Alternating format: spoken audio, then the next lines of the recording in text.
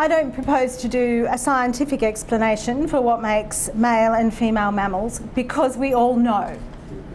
If patriarchy knows who we are when it comes to denying us the vote and education, the right to own property, equal pay, patriarchy knows who we are when it comes to birth. Sex is the biological descriptor for male or female. Gender is the belief system attached to that biology, against which women have struggled for centuries. So what do gender-neutral language and erasure of women mean? They mean the removal of female and woman from the language of birthing, menstruating, breastfeeding, abortion, or anything else specific to women. To quote the world-famous birth education group LeMay's, a person who is transgender may have a uterus, but identify and express their gender as male. This person may choose to become pregnant and birth a child. To quote the Abortion Law Reform Act 2012 from my state, New South Wales, the objects of this bill are as follows: to enable a termination of a pregnancy to be performed by a medical practitioner on a person not more than 22 weeks pregnant. According to the New South Wales Greens, prior to the decriminalisation of abortion in our state, it's unconscionable that pregnant people in our state do not have the right to bodily autonomy. And this quote points for guessing who this is. Although sex and gender are conceptually distinct, these terms are used interchangeably. That's the Australian Government guidelines on the recognition of sex and gender. Our federal government is conflating sex and gender. And what kind of language do I mean? I mean terms like birthing parent, gestator, menstruator, bleeder, uterus haver, or those who identify as women. In bodily terms, I mean the replacement of breastfeeding with chest feeding, and referring to women's genitals as bits, junk, or front hole. All these terms are readily available and encouraged in many online groups and women's face-to-face groups. There can be severe social penalties for asking questions or failing to comply. While so far the Australian College of Midwives has said they will persist with saying pregnant women, major groups outside Australia, like the Midwives Association of North America and the British Medical Association, promote the use of pregnant people. The Australian Nursing and Midwifery Federation refers to women in some work and in others to people with cervixes. Those in favour of removing women from reproductive rights campaigns argue that it is inclusive, which I always see with a little trademark sign, inclusive, to remove the concentration on cis women. Those of us who identify with the gender identity attached to the sex we were assigned at birth. Because it reflects the reality, they say, that not all people who birth, menstruate, breastfeed or require abortions are women. Postmodernism and queer theory, which posit that there is no truth, there are only individual readings, suggests that we can thus divorce ourselves from our bodies and claim that a person with a penis isn't just a woman now because he feels himself to be so, but was always a woman and prior to that a girl. A textual creation of self, however, fails to be manageable in the real world where sex matters and the feelings we have about ourselves do not. In order to grasp precisely who it is that needs including in those who can achieve pregnancies, I looked to Medicare. Since 2013, Australians have been able to identify as other than their actual sex on federal documentation. So women identifying as men have been able to record themselves as men giving birth. Of the roughly 310,000 birthing women in 2018, 22 identified as men. That gives us 0.007% of women. In the year July 2018 to June 2019, Medicare recorded 13,834 abortions across Australia. Medicare does not distinguish between abortion or ending a pregnancy which was already in the process of ending, but the code was used that many times.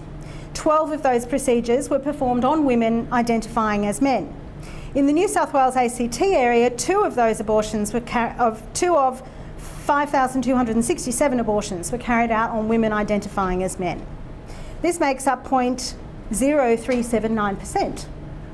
In any other scenario, such tiny numbers would be considered statistically insignificant. While a birth or a loss are of considerable personal significance, we would not normally seek to legislate specifically to include such events on that scale. It is entirely possible that not all trans or non-binary identifying individuals chose to disclose at the time of the procedure, but even so, it's hard to imagine the numbers climbing much higher than they currently sit. When news of our woman-free abortion bill first appeared, I asked a number of politicians and women's groups online why they had chosen to pursue this change. The law criminalising our bodies clearly called us women. Women died and women were prosecuted, the most recently in 2017. I asked if women identifying as men or non-binary had had trouble accessing abortion in other states, which decriminalised specifically women. No response. I asked if those of us identifying as other than women were thus able to access abortion in New South Wales, since women were specifically criminalised. No response. I see from those Medicare items that women identifying as men, it's so confusing, isn't it? are actually accessing abortion. So clearly it's not a sticking point, right? So, of course, there are other aspects of abortion which are complicated for women in Australia. It is still on the Crimes Act in South Australia. And we all have, experiences of access around healthcare, finances, distance, availability of practitioners. So while I hear the argument is that we must be inclusive, trademark, I do not understand why a law must be written to centre such a tiny minority. People often ask me how it is that groups so deeply concerned with the bodily existence of adult human females could have jumped so swiftly to embrace an ideology which denies women give birth. Surely every woman who has birthed and every woman who has witnessed a birth knows there is nothing textual about this. It is an embodied expression of the birthing mammal, all of which are female. We spent decades trying to move people from saying babies are delivered to women give birth, only to end up with women give birth being described as hateful and unkind. It would seem that trans activism has even more power than obstetrics in women's groups. That women who advocate in birth often look to external sources of power, and so this is no different. Both midwifery and doula groups are largely backing this new power source, and women are being banned from online spaces and community groups for refusing to give up material reality. Women are policing other women. It's also noteworthy that those who back the obstetric movement are the same ones backing the trans lobby. Claims of being the most oppressed and countercultural are ludicrous when you consider that the pharmaceutical lobbies, which undermine normal birth with profitable drugs and interventions, are also backing trans activism. As Caroline Criado Perez compellingly demonstrates, even when gender-neutral language is used, we still read it to mean men.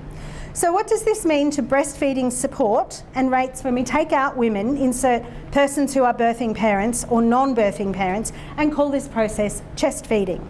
The short answer is we don't know yet, but surely we can see this isn't going to be good. There are continual debates around language in breastfeeding advocacy. Should it be benefit or risk-based, nursing or breastfeeding? How do we describe the management of human milk by donors or recipients? There is no debate about this in the same way. This is language imposed for feel-good reasons, to be inclusive. It is a bizarre circumstance when the reality of most women is expected to be denied by all women in favour of a tiny minority. Midwifery care, the one-to-one variety, already provides for a culture wherein midwives respectfully address women by chosen terms. Midwives working with women from different backgrounds with differing relationships, statuses, ethnicities, sexualities, religions, ages, or any other variation can attest to this.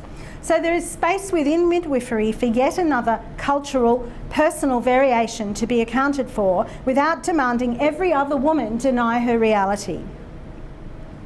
And so onto what we call the rainbow families, who I note are having story time later in the library. Some decades ago, we began to see an increase in lesbian women becoming mothers within the context of lesbian relationships. I need to talk much faster. Some of these were via donor sperm in clinics as this became available, and some has been via known donors. Rainbow family gradually expanded as gay men began to have a more prominent role in parenting, including via shared arrangements with lesbians, and the rise of the surrogacy industry, of course, which taps into what Renee was talking about, has led to the capacity for rich gay men to become fathers. There are thus a number of different pathways people take to join what's now called the rainbow umbrella, which is kind of like the LGBTIQ, etc. label. It's meaningless. Gestating and birthing a baby is vastly different from ordering a child. Parenting a child before or after transitioning is vastly different again. Yet somehow the rainbow umbrella now encompasses all of these possibilities, which means that lesbian mothers and their needs are invisible.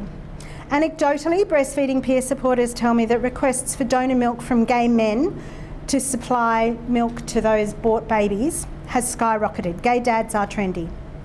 Lesbians are also being given outdated advice and being offered really poor parenting practices.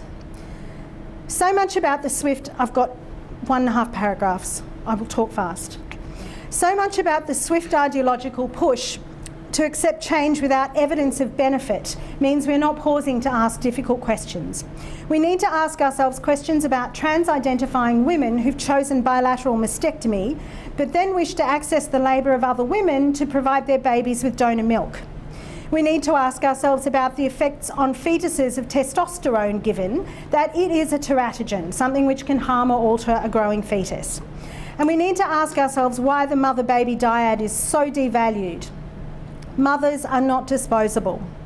The trans-identifying men who seek to lactate and feed babies to validate their gender identity need to ask themselves why their wish to mimic women's biological capacity is more important than a child's right to normal breast milk and maternal attachment.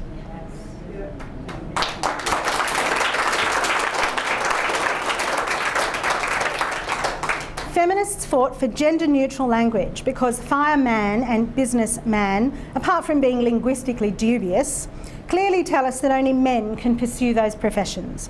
In an area where sex matters, it is not gender-neutral to erase women, it's nonsensical. When we try to obscure the channels of power in our society, women cannot fight against our oppression.